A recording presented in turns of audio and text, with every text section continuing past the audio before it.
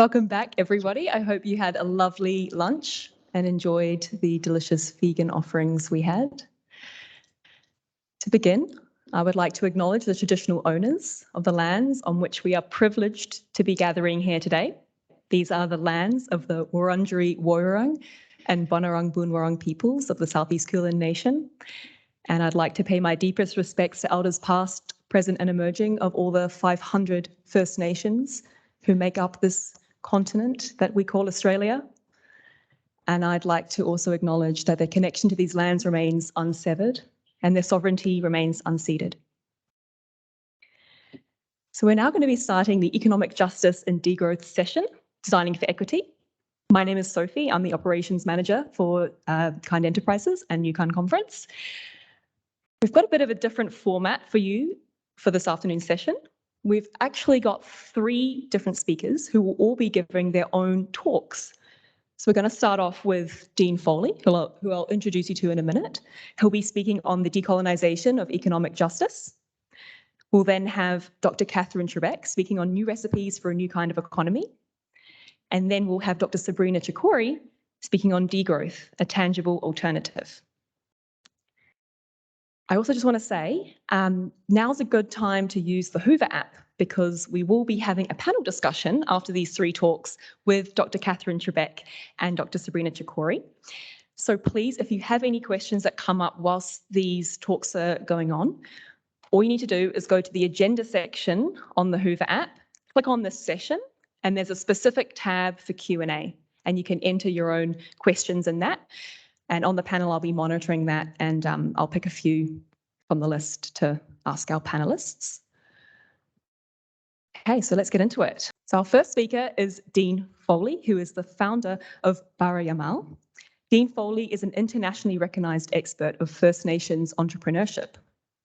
His passion and commitment come straight from his identity as a Kamilaroi man from Gunnedah, New South Wales, and from his love for his people and his vision for how to help them build a better world for themselves, and in doing so, build a better world for everyone.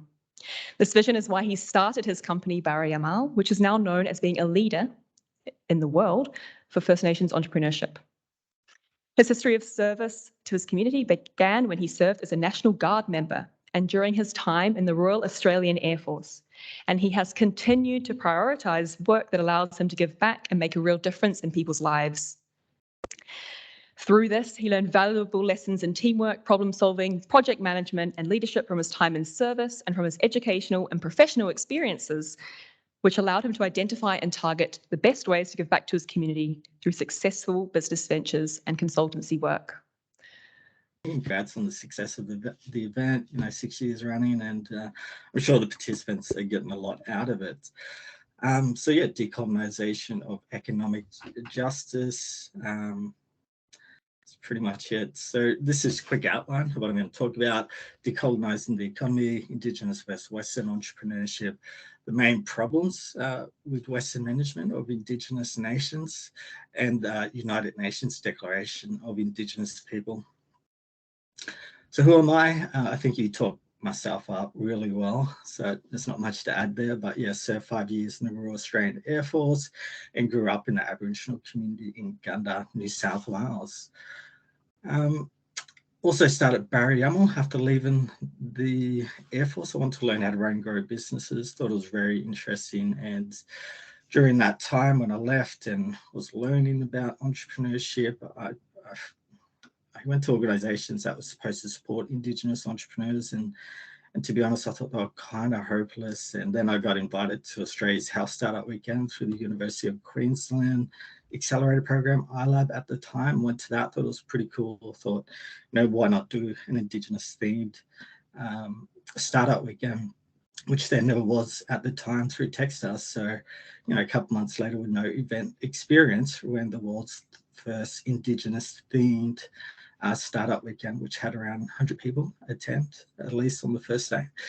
And then, from there, it was just a snowball effect, knowing that there wasn't really much support for Indigenous entrepreneurship. So again, without the experience, ended up founding Bara Yamal in 2016 and running the world's first Indigenous business accelerator in collaboration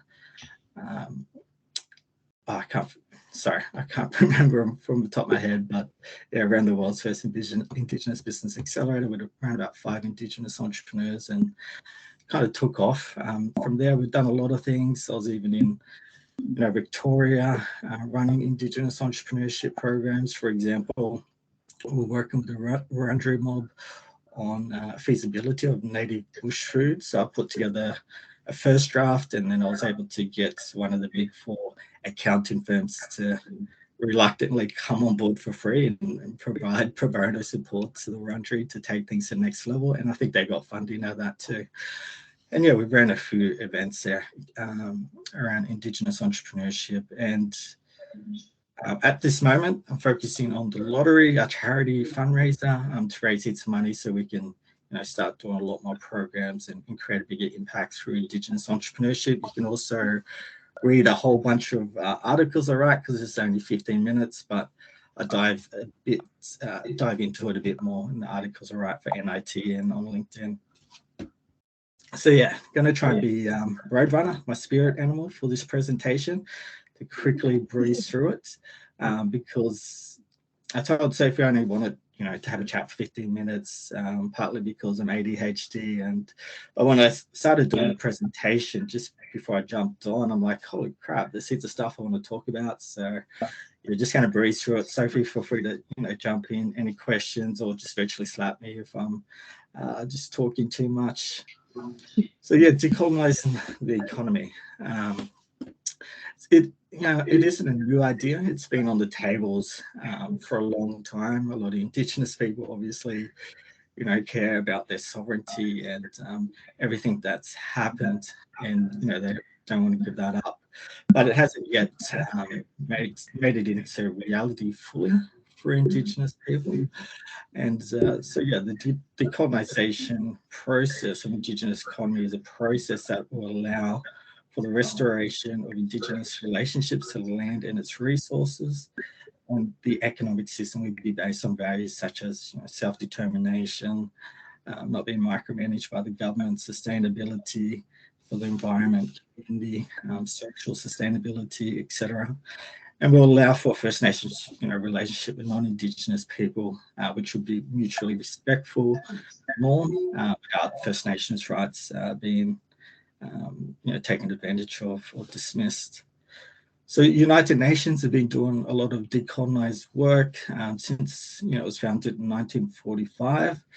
Before then, some 750 million people, nearly a third of the world's population at the time, well, not too recently, lived in territories that were dependent on colonial powers. And since its founding, the UN has been engaged in decolonisation process around the globe, and that work is led by the Decolonisation Unit in the Department of Political and Peacebuilding Affairs. So that doesn't necessarily talk about Indigenous, which is why this new charter came out a few years ago, United Nations Indigenous People Declaration. And according to the June Oscar, the Aboriginal Torres Strait Islander Social Justice Commissioner, she thought the declaration is the most comprehensive tool we have available to advance and protect the rights of Aboriginal Torres Strait Islander people. I use the declaration as my guide as Social Justice Commissioner. So it's, it's a massive thing at the time, despite a few nations going against it and voting against the charter, which included obviously us, Australia, which doesn't have the best, history working with Indigenous people. Also Canada, surprisingly, New Zealand, and United States in 2007 when it was put across. Some of the absentees, which I thought was ironic. Well, one of them was the Russian Federation, but what I thought was ironic was Ukraine and Georgia, which obviously were invaded by Russia, recently, and had their sovereignty and rights as, first people questioned. So, but yeah, so that's basically it. Decolonisation, what it's about, giving the rights, basic human rights back to Indigenous people and respecting their sovereignty and way of life, culture, etc., law. So Indigenous versus Western entrepreneurship.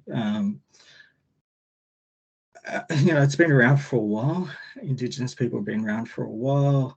and they've done a lot of stuff. And part of that is like fire stick farming, maintaining large areas of land through controlled burning, which probably would have benefited a lot Australia, benefit Australia a lot through like the massive bushfires we've had recently. I can't remember the name. Also down in Victoria, you've had the oldest agriculture structure system, which was used to farm fish and eels by the Aboriginal mob down there, which is amazing. I think it goes back 6,600 years ago.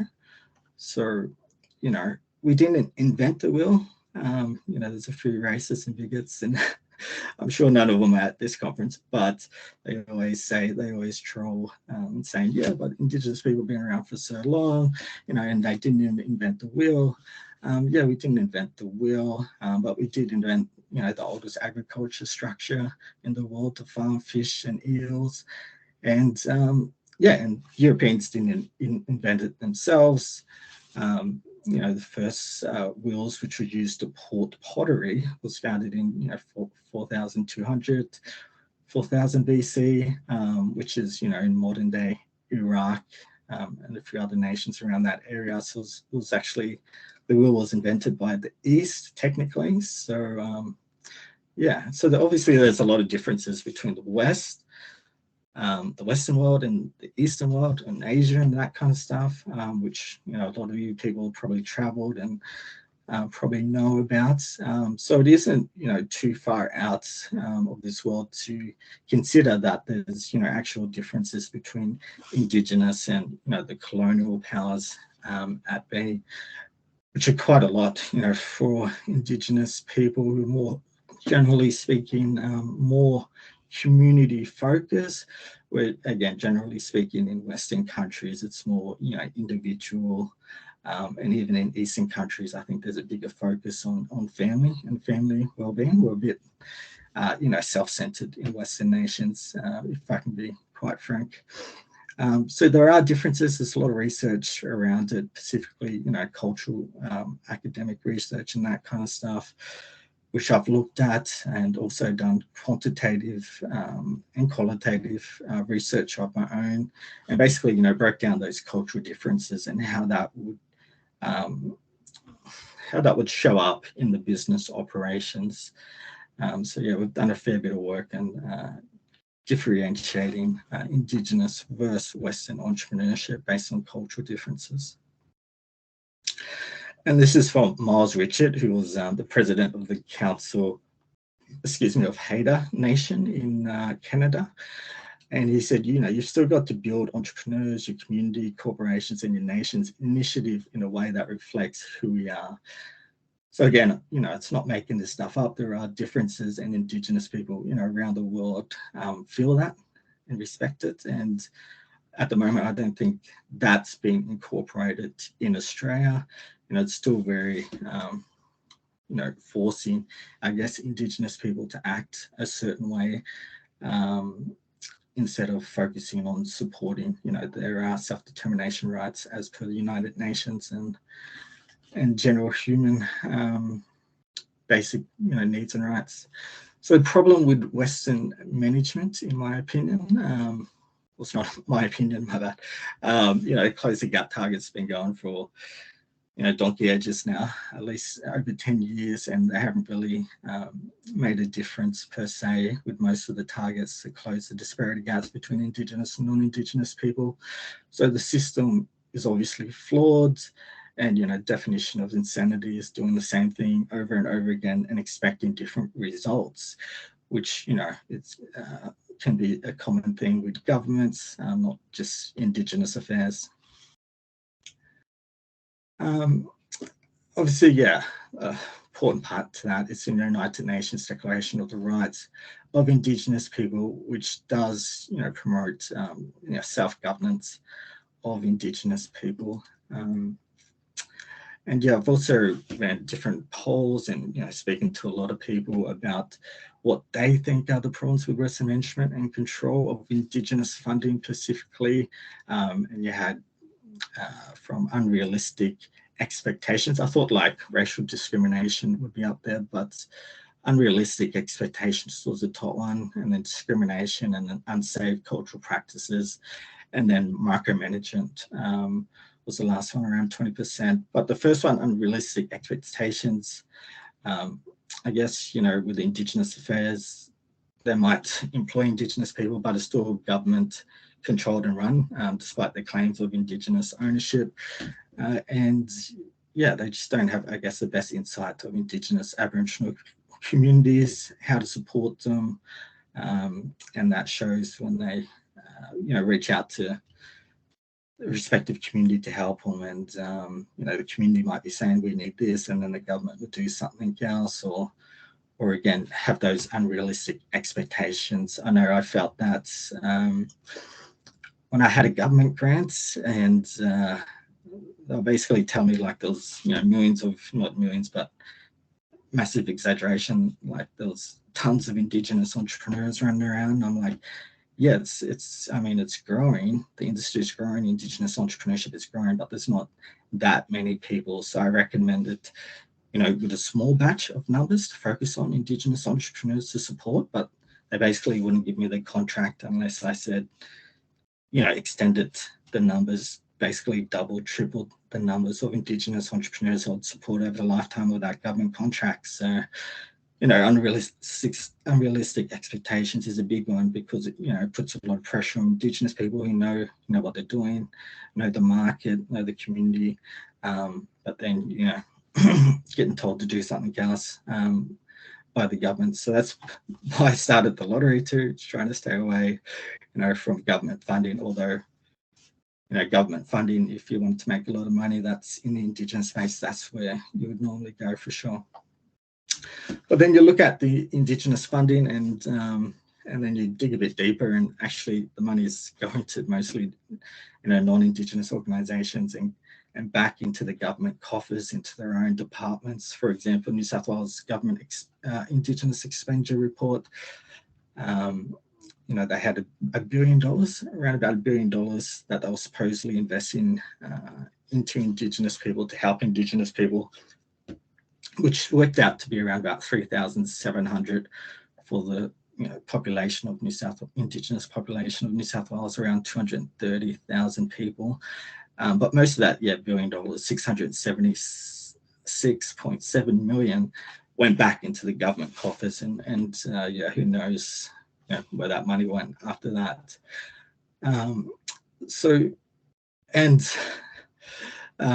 Despite the UN's Indigenous Declaration of Indigenous People, even the UN, United Nations, don't get it right.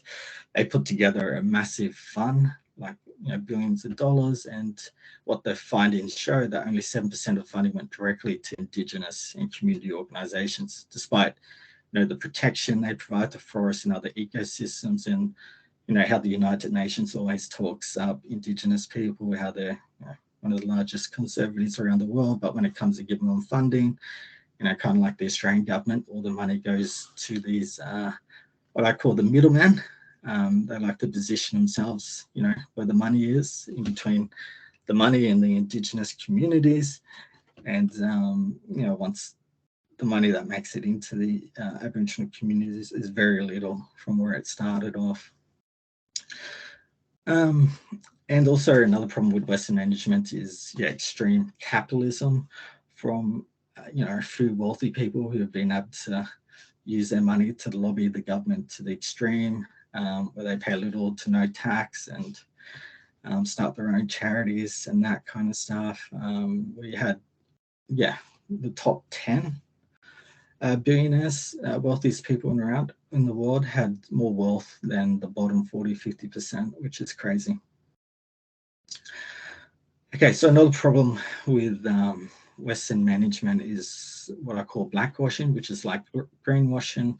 It's a pretty simple term, but so I did this quick little poll on LinkedIn just to see what people thought, and blackwashing, so black, B-L-A-K instead of B-L-A-C-K, which is a color. I guess black definition is more for Indigenous people to relate, to their ancestors. But yeah, so the blackwashing was the most popular at the time. But yeah, it's just like greenwashing. So, organizations pretending they're green and, helping the environment, and they, spend a lot of money through media to promote that. But, behind the scenes, they're just destroying the water, destroying the land, just to make a profit. So it's kind of like that, where Indigenous procurement policies, supposedly they're spending billions now, but you have these organizations that pretend to be, green, or they pretend to be quote unquote Indigenous owned, and blackwash it, to make a lot of money, and which is good for them. But the money doesn't, the trickle down economy effect doesn't really work, and Aboriginal communities are still, living in poverty, and the closing up targets are hardly closing. So that's a problem I have with that. Not the fact that people are getting rich out of government contracts, just the fact that a social procurement policy isn't reaching the people that it was meant to support. Another problem with Western management is, sometimes you get, people that are very against Indigenous people, like the minister down there, Liberal minister, who reckons, we won this land fair and square. I guess kind of like how Russia won the land of Ukraine fair and square. So you have these people that pop up, and, you call them whatever you right extremists, but there's left extremists too. They come in all different forms, but they're very anti-Indigenous people, continuously trolling on social media about the different topics, anti-Indigenous, rights and people. So, to have the United Nations declaration around self-governance, empowering Indigenous communities and decolonizing economic justice, cutting all these middlemen that take all the money that's supposed to be Indigenous people, is what I see as decolonization and the move forward. Because if we keep doing the same thing, it's just not going to have result in the community and help to close the disparity gaps. So yeah, that's all I had, Sophie. I'll try to run through that as quickly as possible. So, but Perfect. Thank you so much, Dean. Thank you. Bye. Oops. We unfortunately don't have time for questions, but I just want to thank you so much, Dean, for your time. That was an extremely comprehensive overview of the situation here in Australia, so-called Australia. And definitely so many points there that we'll be unpacking further with Dr. Katherine Trebeck and Dr. Sabrina Chakori. But certainly we cannot have economic justice without First Nations economic justice. So I really want to thank you for framing this conversation with us tonight. And yeah, we look forward to unpacking this further in our following talks and on the panel. Thank you so much. A round of applause again. Appreciate it. Have an awesome day, event.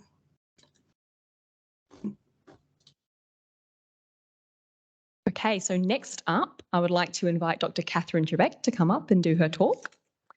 So Dr. Katherine Trebeck is the co-founder of the Wellbeing Economy Alliance, or We All. And if you don't know that organisation, please look it up.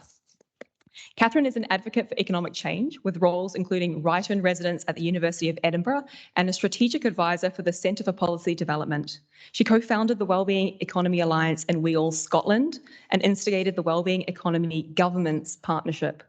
She sits on advisory groups including the Democracy Collaborative, the C40 think tank, and the Centre for Understanding Sustainable Prosperity.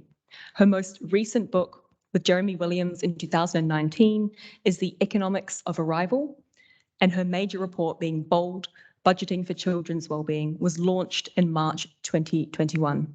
Katherine, I'd love to invite you up, please, and a round of applause to welcome her.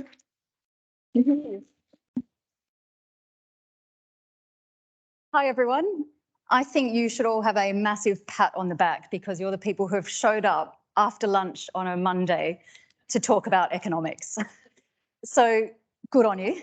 But I don't think you're sort of misled in your decision to turn up and have this discussion, because the question of social justice is the other side of the coin from the question of environmental breakdown. The two things are linked by the economic system. And we've talked this morning about the deep roots of the way the economic, that's listing, isn't it? Is that better? I'll pull that down. Okay, you're just going to have to put up with it. Or at least I can hear an echo. I hope that's not annoying you too much. Yeah, so we've talked this morning about the deep roots of our economic system, why it is purposed and designed. And when you look upstream to the economy and you see it's colonisation, it's patriarchy, it's deep-seated racism. But I want you to just hold that space of our economic system, our production and consumption systems, how we produce things for each other, how we distribute those resources, essentially how we try to provide people have a good life. And so often what we're told of how we get a good life is through more and more consumption. Work hard, earn shed loads of money, spend it. That's the recipe so often that we're told. Some people even go so far as to say the route to a good life, the route to happiness is to just buy a bottle of Coke and take it home and things will be fantastic. Self-help gurus tell us that the route to happiness is within us. And all we have to do is change our thinking, change our mindsets, maybe do some mindfulness, be more resilient, despite no matter how adverse the circumstances facing us are.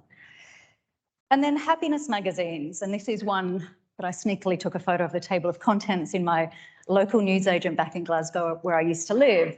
They would tell us that the route to happiness is take your dog for a walk, have your friends round for wine in the evenings, do some yoga and go on a meditation retreat to Thailand.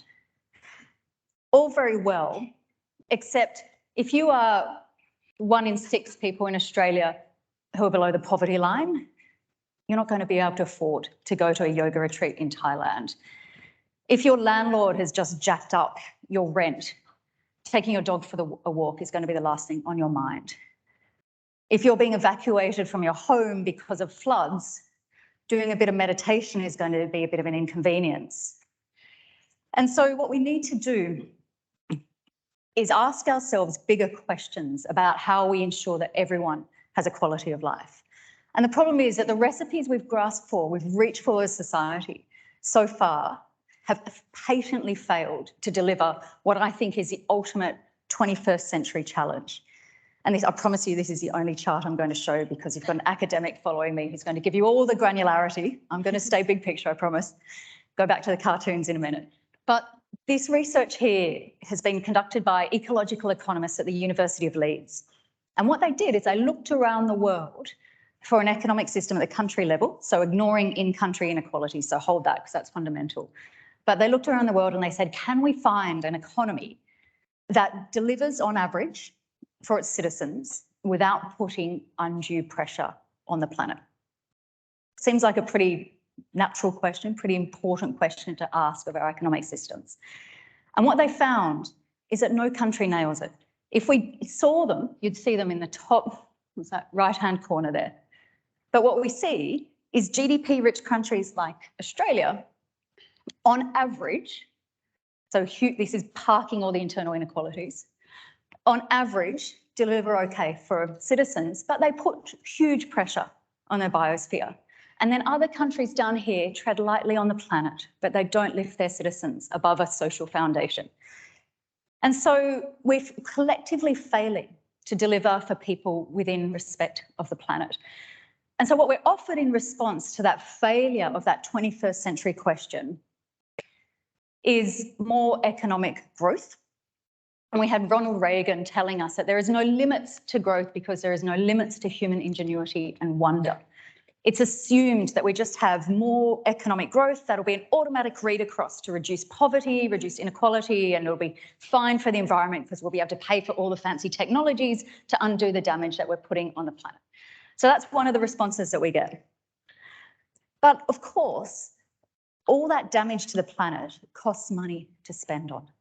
And so often we see the terrain of so much social policy and charitable effort is spent dealing with the collateral damage of our economic system. And this is what social scientists are increasingly starting to call failure demand. And if you start to look at the news headlines of recent government announcements, you'll see that so much of what government does is response to our collective failure to get things right for people from the beginning. So it's top-up wages, it's subsidies, it's food banks, it's mental health treatments, it's security guards because we're scared of each other. It's a lot of the criminal justice system because we're not able to take care of each other. And in environmental terms, they talk about ecological economists would talk about defensive expenditure. And I was trying to figure out a way to describe this idea of failure demand, just this absurdity that we're spending a shed load of money to heal what we break. And I was walking down the street in Glasgow and I saw these two signs together. Now, no offense to anyone who's into CrossFit, but essentially, collectively, we are spending a lot of money because of damage that we deliberately did to each other in pursuit of growth and damage to the planet. And just think of how much money we're going to have to spend cleaning up after these floods spreading across New South Wales and Victoria. So even on its own terms, those recipes of grow the economy big and then use that money to inadequately try to respond to that downstream collateral damage is failing. And then the other response we get is this profound individualization of bigger structural problems.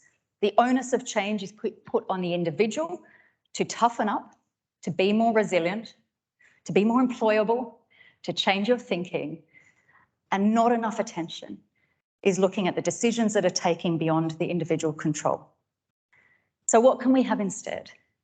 And this is where this agenda is building to think about, can we ask more of our economies? Can we ask the economy to deliver social justice on a healthy planet? Can we look upstream and attend to those root causes of that collateral damage? Can we dare to imagine an economy that delivers for people and planet? So that's what the wellbeing economy is all about, asking the economy to focus deliberately, not on incremental GDP growth every quarter, not on profits, not on the stock market, not on the consumer price index, not on house prices, but on delivering collective human and ecological wellbeing. And that's nice to say, but it's a profound mindset shift. How many of you recognise this image, this sort of 1990s sustainable development goal image? And this idea that you have that sustainable development is about focusing on the environment, society, and the economy. I think this is one of the most dangerous images out there because what it implies is that our economy is an objective in its own right, on parallel with society and nature. And inherent to the wellbeing economy agenda is flipping that on its head and listening to what ecological economists and what feminist economists have been telling us for decades and what First Nations communities have been living for millennia, that we need to understand the economy as nested within society and the two as nested within our ecosystems, and design the economy to be explicitly in service of those higher order goals. So that's easy for me to say to an audience like this, but it is a fundamental mindset shift. Imagine if our treasurer, if our finance ministers, if our bureaucrats went to work every day thinking, how can we design the economy so that it's in service of social justice on a healthy planet, rather than thinking we'll just grow the economy big and that'd be an automatic read across to solving all our other problems. So there's a ton of changes that we're going to have to grapple with to bring about that economic transformation, from the local right up to the supranational, like a 1,000-piece jigsaw puzzle. But if any of you were doing jigsaw puzzles during lockdown period, as so many people were, you'll know that every good jigsaw puzzle person starts with the corners.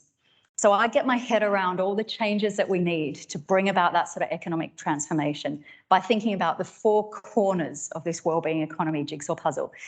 And conveniently, they all start with a P. So the 4 Ps of the wellbeing economy. The first one is about purpose, doing what Dale was about describing there, really thinking, what's the purpose of business? What's the purpose of our macro economy? Being fair weather friends of growth, thinking beyond GDP, things like outcomes budgeting, multidimensional wellbeing frameworks, pro-social business models, as you've just heard about. The next one is prevention. This is about not being content just to spend money servicing that failure, putting sticking plasters or band-aids, I can say now I'm back in Australia, putting band-aids on the damage that our economic systems, our extractive economic systems have wrought on our communities and on our planet. So looking upstream and paying attention there to the root causes. The third P is a bit of a clunky term, but to me it's the most exciting concept. It's about pre-distribution. It's about saying, can we do more than let the gap between rich and poor open up, and then turning to government at 5 o'clock in the afternoon and saying, let's just through tax and welfare slightly reduce that gap, with all the political machinations that entails, all the tax evasion and avoidance that you've read about in the recent years in the Panama Papers, in the Paradise Papers, but saying, can we get the economy to do more of the heavy lifting? Can we design market outcomes so they deliver more equal distribution of resources from the beginning? So here we're talking about things like social enterprises, worker cooperatives, community enterprises, community wealth building. So we build the economy from the grassroots up rather than crossing our fingers and hoping for the wealth to trickle down. True cost accounting as well. So we have a fair picture of the social and environmental impact of the sort of economic activities that we're selecting between. And then the final P is people powered, really making sure that people are at the forefront of this change, that they feel in control of the economic system, that they're at the heart of how we produce and consume and distribute resources. So things like participatory budgeting, economic democracy, citizens' assemblies. So I've got to leave you with 4 tips on how to go forward on your journey as change agents, because you are all part of this movement to build about a wellbeing economy. So my 4 tips are, if any of you hang out with a 3-year-old, a niece, a nephew, a son or a daughter, a grandchild, you know they go through that stage where they ask, but why? So channel your inner 3-year-old and ask, but why, but why, but why? Don't be content just to look at the symptoms and the fallout of our current economic system. Channel your inner 3-year-old and look upstream to the root causes. Second one is be fair weather friends of growth rather than its ever faithful followers. This is about understanding that difference between means and ends, thinking about the economy not in a goal in its own right, but something we need to design purposely to deliver higher order goals of social justice on a healthy planet. This means paying attention to the distribution, the composition of growth, rather being obsessed with its quarterly rate, as we hear about in our news stories. The third one is support the pioneers, because the good news is that there are initiatives and businesses and practices around the world where people are rolling up their sleeves and building this sort of economic system in communities, in cities, in regions, even at the supranational level. There are people working to create this. But at the moment, like little rocks in a stream, the water is business as usual, just carries on around them. So we need to elevate them, we need to connect them, support them together, so together we can turn the tide. And we also need to tell other people about those amazing examples. So each time you choose to shop at a nice local worker cooperative, or you take your iPhone to be repaired rather than throwing it out, all those sorts of activities are people who are undertaking economic activity, but with a purpose of supporting the environment or supporting social justice goals. Tell other people about that, because then we start to create replication, we start to create new norms, and we can build towards a tipping point. But also tell the politicians about those amazing activities, because they prove that building a different economic system is not just desirable, but it's absolutely possible. And what we need is our politicians to get on the right side of history and change the rules of the game so that those pioneers are no longer the exception that proves the rule, but they make up the majority of our economic ecosystems.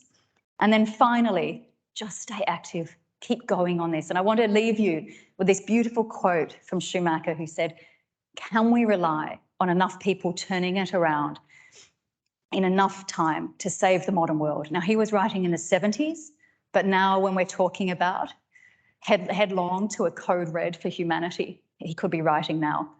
And Schumacher says that if we answer yes to that, that will lead to complacency. And then he said, if we answer no, that will lead to despair. So if we feel helpless, we will give up. And he said the only way to attend to this is to leave those perplexities behind us and just get down to work. So in that spirit, thank you for all you do, and let's transform the economy together. Thank you.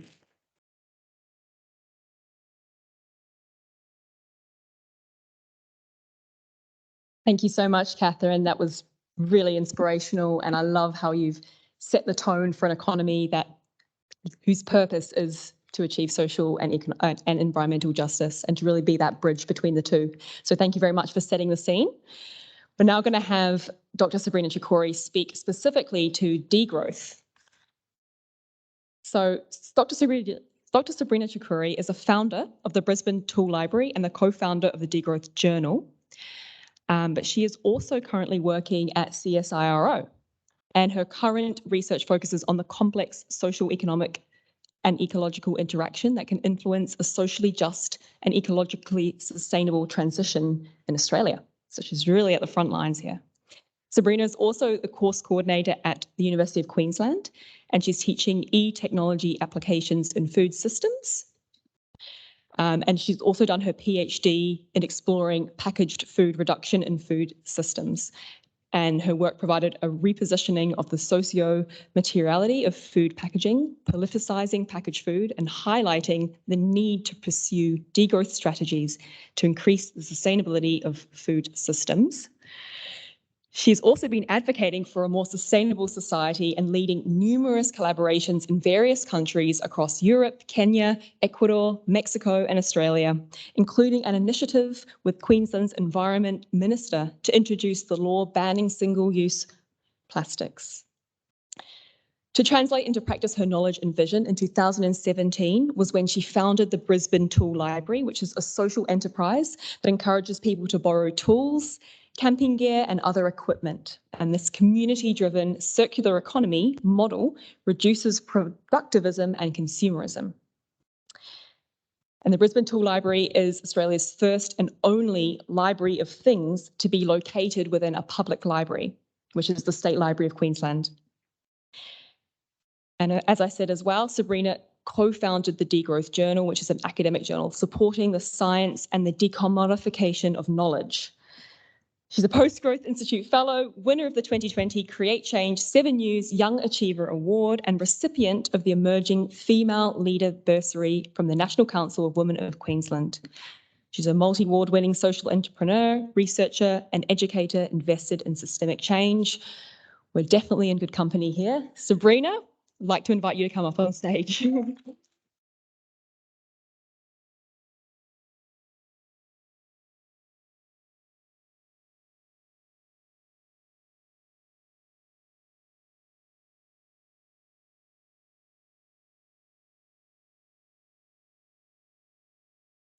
Now? Yes. Yes. All right. Hopefully my presentation, which is much more academic than Katherine's one, is less boring than my biography. All right. So I might pick up from a comment that someone mentioned before lunch in the session, saying that in order to change the story, we need to understand the story, right? So hopefully the presentation today will give you some tools that you can use to dismantle the system to then rebuild it into something that fits for you and your community. That's me. I was much more pinkish. I'm born in '92, which was the first climate summit in Rio de Janeiro.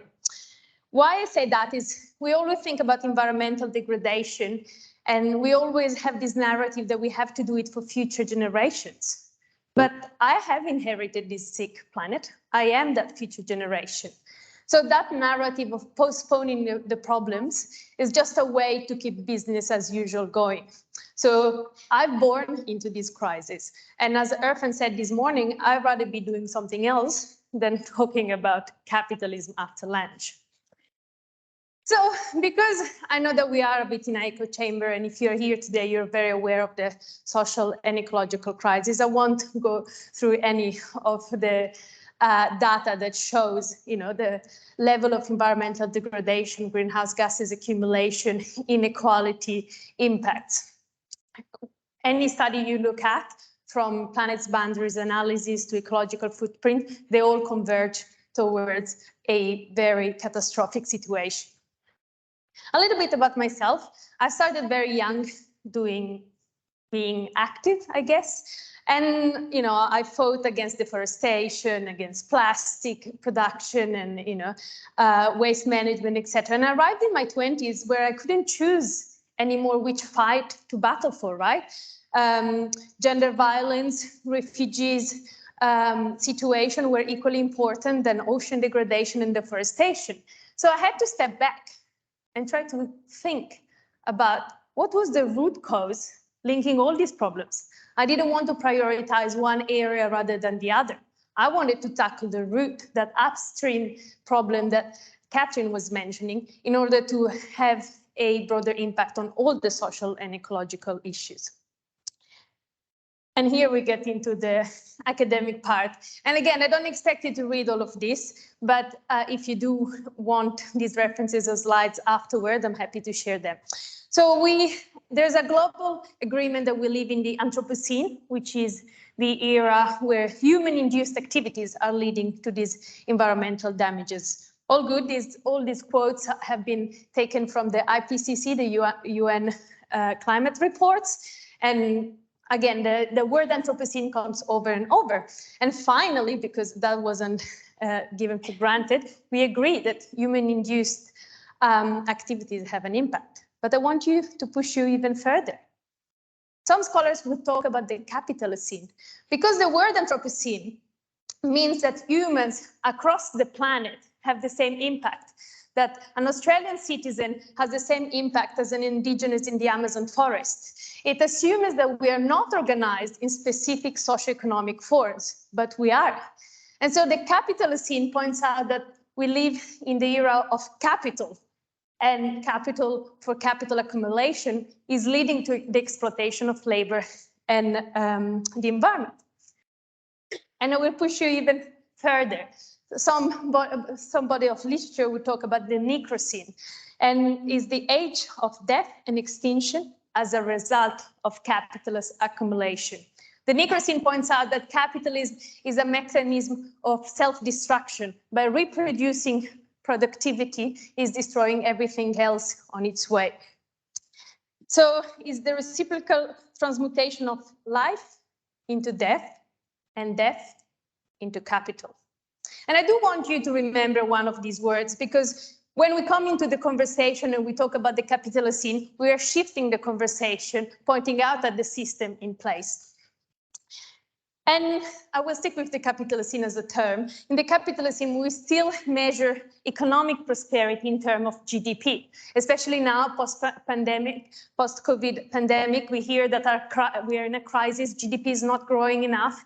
And unfortunately, we don't understand always what GDP, the gross domestic product, means. GDP is just an index that has been introduced after the Second World War, so pretty recent index. And it measures all the economic transaction in terms of monetary terms of services and good exchange in the economy. It doesn't measure all the voluntary work, caring work, and so on. So just to give you an example, if you have a child and you send it to childcare, you're increasing the GDP. If you decide to look after your children or your elders at home, you're not increasing the GDP. If you're cycling to your farmer market, you're not increasing the GDP. If you're driving your car, you are increasing GDP. So you can see that GDP doesn't really translate into ecological or social prosperity. A standing forest doesn't increase GDP. If we cut it and turn it into furniture, it does increase GDP. And I will tell you more.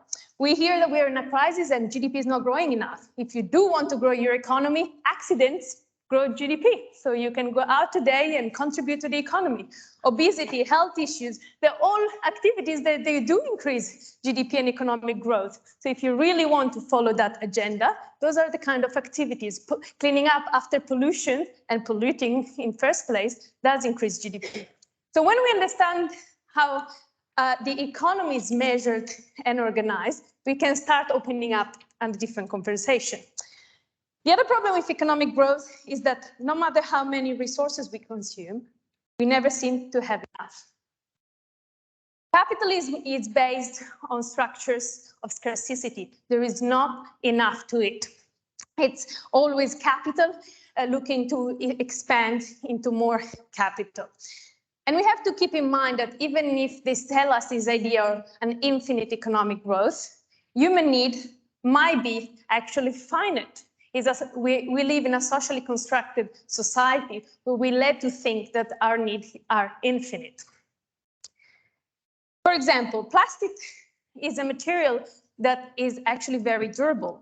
And Hawking says, how did a material as tough and durable as plastic became classified as transient and disposable? the paradox of how plastic material endurance and synthetic immortality have been obliterated by economic and cultural practices. Another example on how this economic growth is fueled is planned obsolescence. Industrial designers are led to design items to break down so that you can or you have to replace them more often, and therefore they can increase sales, revenues, profit, capital investments. In all that process, there's labor exploitation and environmental degradation. I really recommend this book, A History of the World in 7 Cheap Things. And it explains how our economy is based on exploitation. Exploitation, we heard a lot about, social inequalities this morning. But here I want to raise your attention that some groups in society, women, people of color, indigenous people around the world have been excluded from humanity so that capitalism could be fueled. And we have to think about commodity frontiers. What is that? There are those geographical areas where nature is still uncommodified, right? And because our economy needs to expand continuously, capitalism keep going into uncommodified areas and land to exploit people and environments. Environments, people, culture. So that can translate into minings, indigenous people that see the land becoming a mine and then they're given a job, but at least they have a job, this idea of creating decent jobs in exploited areas. We are living in a climate apartheid.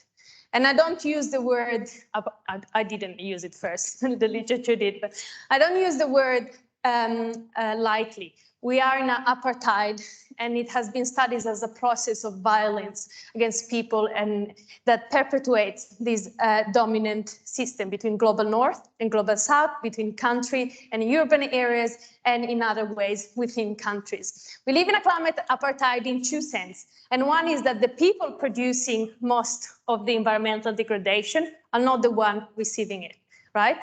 And the other people on the other side, they are not left with margin of development, but they are paying the cost of it. So what else? How do we get out of this mess? Luckily, there are actually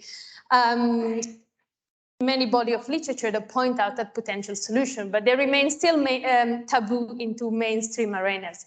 And one is economic degrowth, or for the most politically correct, is called also post-growth.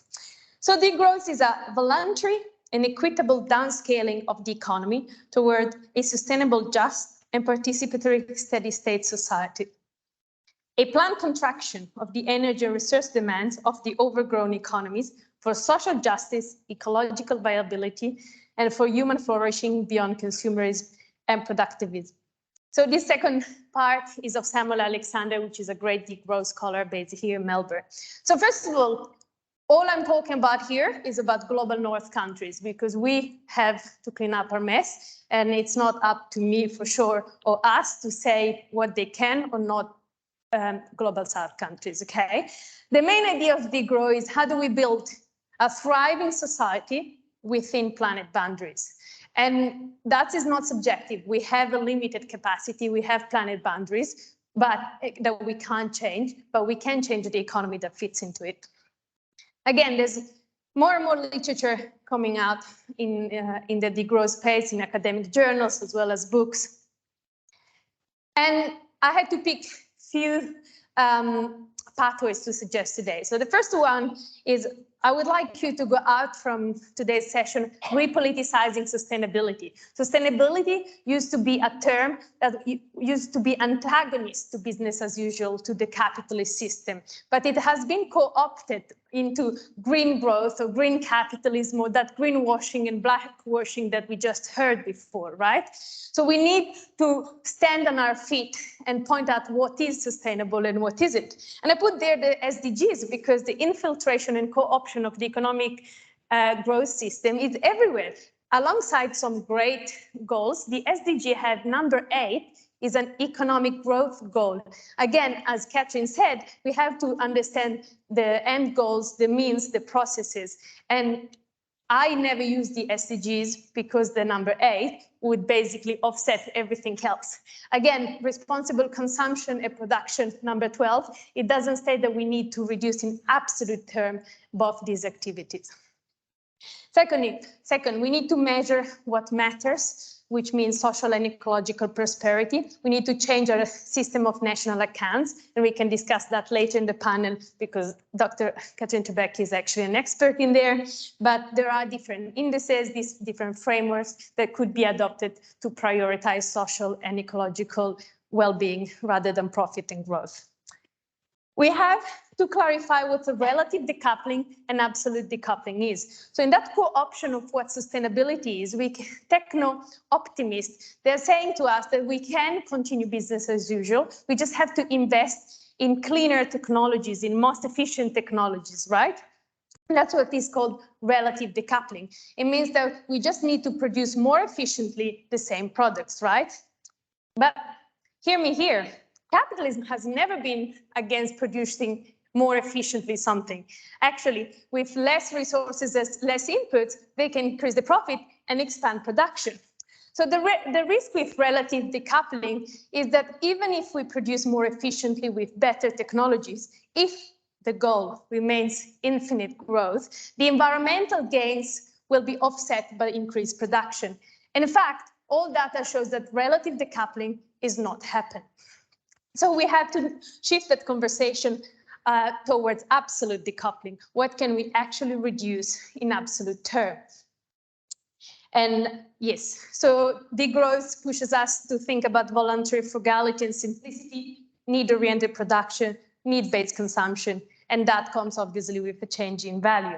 It pushes us to think about services more than products. And if products are necessary, then let's design them so that they last. Degrowth also pushes us to rethink work. What do we need to work for? What do we need to produce? What do we need to consume? And probably this is a newest form of class war. And some authors are asking the unions, they're asking worker movements, not only to fight for their pay raise, not only to fight to work 3 days rather than 5, but to actually have a more ecological class fighting together to fit the economy into the social boundaries. This could look in different ways in different countries. It could mean introducing a basic income or sharing working mechanisms, or just prioritizing social well-being than productivity. We have a problem here, is that all these great perspectives we hear today, when we bring them in the outside world, we are faced with a big wall, which is, first of all, the degradation of democracy around the world because of the asymmetric power that big corporations and lobbies have. This text comes from the IPCC, the UN, and as you can see, it says political economy should feature prominently in transitions. Some branches of political economy research underline how resource-intensive and fossil fuel industry leverage their resources and position to undermine transition. So this is not an easy battle. And even the UN acknowledges that we have, some lobbies that they want to keep the status quo. Faced with this, we are seeing a lot of movement out there, including scientists that, they realize that publishing great research is not enough. And this leads us to rethink democracy. Do we still live in a democratic system? And if not, what else can we do? There are big questions in here that we need to discuss. Do we need a degrowth agenda into the mainstream political system? Do we need a party to pick some degrowth initiative? Or do we need to reframe completely what democracy is, or nation states, or what we want out of our democratic system? And these are big questions, but we need to start having these conversations. Finally, well, not really, but I will try to finish soon. So we have this macro, meso, and micro level. We get told to ride our bicycle, make our shampoo, make our bread, look after our children, smile, and do meditation. That's not working. On the other side, I'm telling you that we have to shift away from capitalism. That probably won't happen today either. But an unexplored land is that meso level, is how can we recreate the commons and do this together? In responding to this question, I created in 2017 the Brisbane Tool Library. Radical change can happen in various ways. And as we can see here, I have the tendency to think in systems, and I think that we need to broaden that conversation towards the systematic change. And be aware that around you, there are shadow networks. Shadow networks are defined like networks that operate outside the dominant system and function as incubator of new practices, which means that if you are starting your own organization or joining one, it doesn't really matter if you're failing, but as long as you push the boundaries towards something new. The commons are not just, how we share resources. The common is about having a plan as a community, deciding, installing new democratic processes. The commons itself, it's a reevaluation of human relationship and is the process of commoning that is actually important.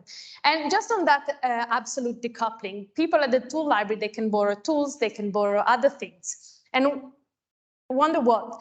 We are reducing absolute consumption, but we are not reducing the experience that people have because we are providing the same use rights. So that's the way of shifting the conversation or the structure that we need. Finally, there's this paper and many other that they show many other practical policies that you could read, understand, incorporate into your own practices or push your political system to adopt. So I'm not going through that. Finally, the key messages I want to leave you with is please reclaim back the sustainability agenda, resist and refuse the growth-driven system. Keep alive the idea of a non-capitalist society because capitalism has not been here forever.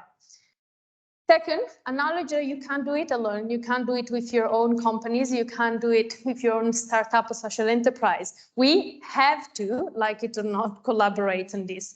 We need innovation in social and political structures. And if you are part of a local movement, then you have also to fit a global agenda. And this is really my last slide. Another word is possible. And this is really the imaginary counterpower that we have to keep alive. Because not only the current system is exploiting labor and the environment, but they're also making us think that we can't invent a different word, that we can shift. So as long as you're going to keep this one only message in mind, then we can probably do it. Thank you.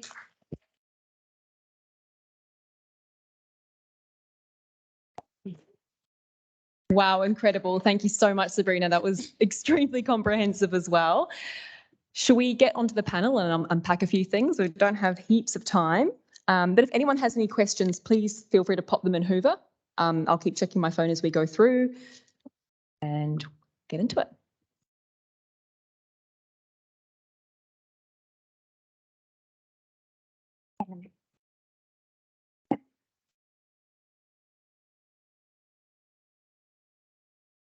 Oh. So a big theme for me that's in my head is this issue of redistribution. So, Katherine, you look like you're burning to answer something. I'm just raring to go. So the issue obviously is that we've got the economy is growing, but the money just isn't reaching the right people. What are the mechanisms or what ways are there that we can redistribute this wealth to the right people? Yeah, you're right. So I'd say we can do better than redistribute. Okay. We should pre-distribute. Third P. Yeah. So yeah, you're right. So at the moment, the gains to growth are going to those at the very top, and that was exacerbated, and particularly in wealth terms, exacerbated during COVID. In Australia, that likes to think of itself as an egalitarian country in terms of wealth, the Productivity Commission says that the top 10% have 40 times as much wealth as the bottom 10%. Globally, there are about 2,781, I think, billionaires and there's a huge correlation between that financial wealth and environmental impact. These are the people, wherever they're located around the world, whose their consumption patterns, the way they travel, the way they eat, their houses, all their consumption patterns are the ones that are putting undue pressure on the planet. They're literally eating up more than their fair share of ecological room. And so, one, we need to attend to that level of extreme wealth, and we haven't even talked about the extent of political capture inherent in that. Dean hinted at it a little bit. And so the way to do that is, yes, in the short term, through maybe some, and this is sort of 20th century social democracy, sort of redistribute through tax and welfare systems. But I think we need to do better than that, because that recipe relies on the growing economy. Essentially, grow the economy big, turn a blind eye to the collateral damage, extract some back through tax and welfare, and then spend it through redistribution on welfare, on top of payments and so on. And if we take the science of planetary boundaries seriously, we know that we cannot keep growing the economy. So we need, it's basically as simple as saying, you can't keep growing the pie because the oven is only so big. We need to find ways to share the pie much better, much more equitably. And so that's where I think it comes down to those systems of how we produce and consume, the way we structure our businesses, who owns capital, the wages people get, how we price goods and services, so we know the true cost of different prices. Things like the community wealth building agenda is a really exciting one. It's basically using local planning and procurement and local ownership to get the economy growing from the community and grassroots up, rather than sort of relying on Amazon and fingers crossed things will trickle down. So there's lots and lots of different pieces in that corner of the pre-distribution jigsaw puzzle. Thank you. Yeah, it's actually interesting because we have this tendency, and I had it as well, on how do we redistribute money. But the question is, what do we need money for? Just to give you an example in practical terms, when maybe people here are running social enterprises, we always think, oh, we need fundings, right, for social enterprises. And then often those funding goes into rent or other things. So in building the Brisbane 2 library, I thought, what if I just ask directly what I need rather than going through the money part, right? So I needed a space. Rather than fundraising to pay rent for a space, I asked for a space. And I think, Aboriginal culture has a lot to teach us in that sense, and I'm not the right person to ask, can we shift around the conversation around money? I'm not saying this is really like, future thinking, but, private property, can we question that? Because we are seeing that even if we redistribute today, money in a more equitable ways in Australia, if you don't control the housing market, the skyrocketing rents, that money going to just flow again into the pocket of the same people. So it's like, what do we need money for? And are there other ways than just redistributing money that we can provide those services and access to the needs of people? Thank you. That's definitely interesting to think about in that sense. The other thing I wanted to ask was, how do we change this economic system? It seems like such a big task. And I mean, Sabrina, you touched on it as well in terms of the individual and also the structural kind of levels. Can we delve in that a little bit deeper in terms of what you're actually doing? Katherine, I'd love to hear more about what you're doing with WeGo, for example, with governments, and Sabrina, a bit more about the Brisbane 2 Library and some of your research as well. Start now. So I realized that one thing that is very useful is to name things as they are, right? When we come into a meeting somewhere, say, oh, the system is creating, it's not a system, is the capitalist system. So once we, name the things clearly, that's already open up to a different agenda.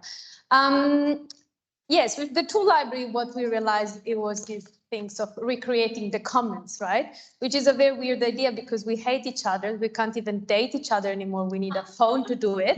And then suddenly someone is saying, let's change the world together, right? So we neoliberalized every action, we individualized every action of our life.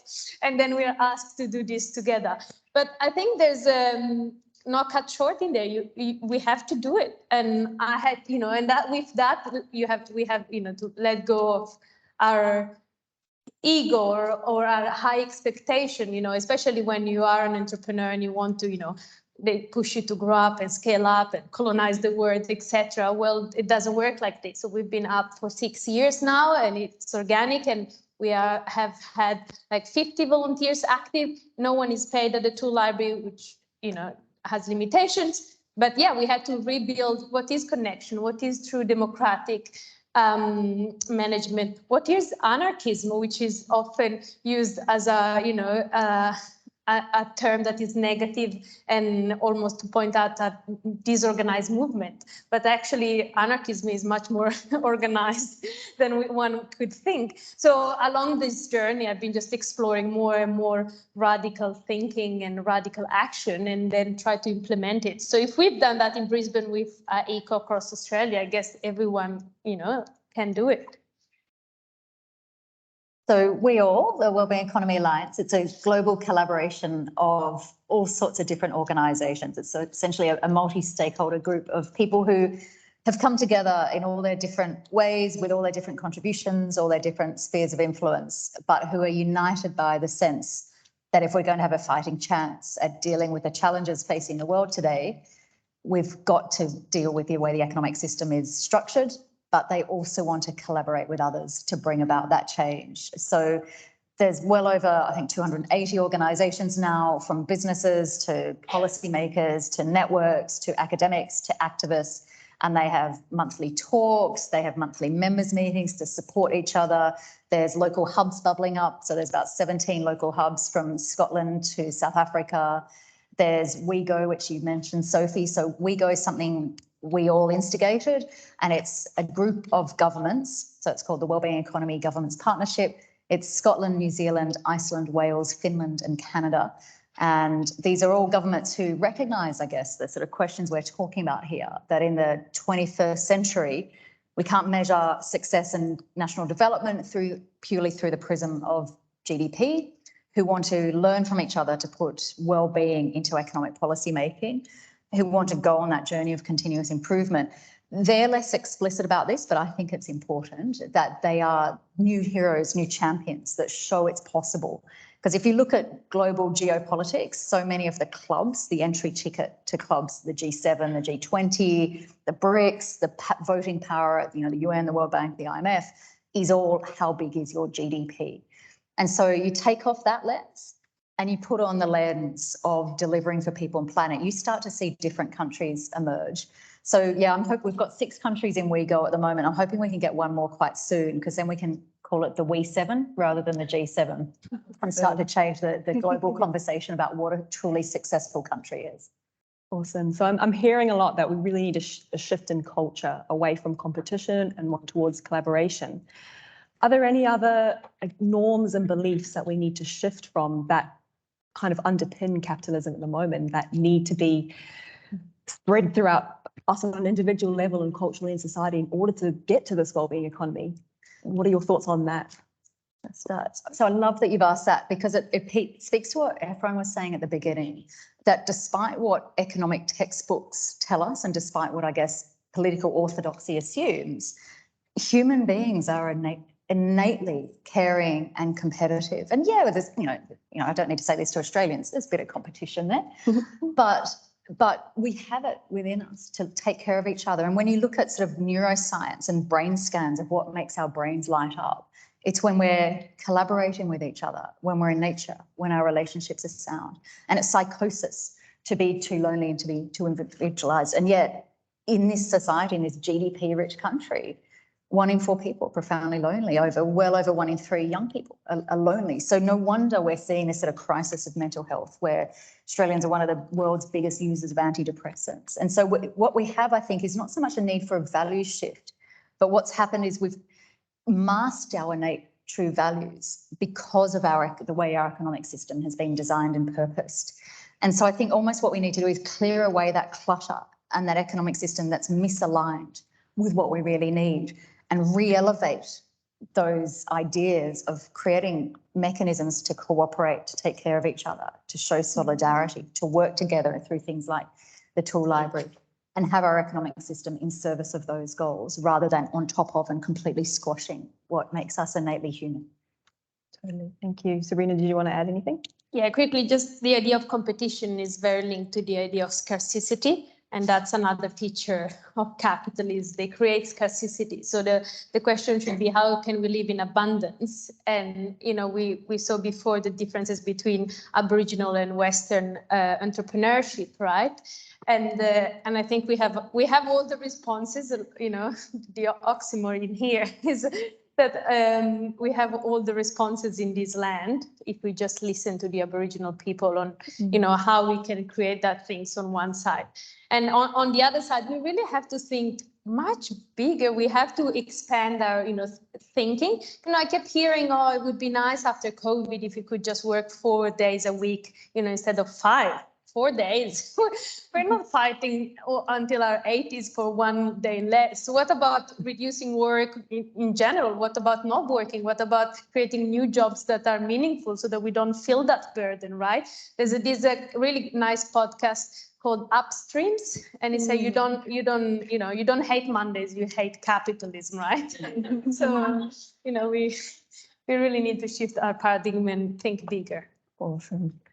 And on that note, I would love to know, how did capitalism come about? How did we actually get here?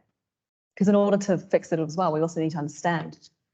Oh, but it's a big question. It's a big question, but in a nutshell, Sabrina. Yeah, so I should say that when we misinterpret history, with quick facts, it might not be beneficial. But I will point out to a book that explains this really well, which is Do Less with More, How Degrowth Can Save the World, of Jason Hickel.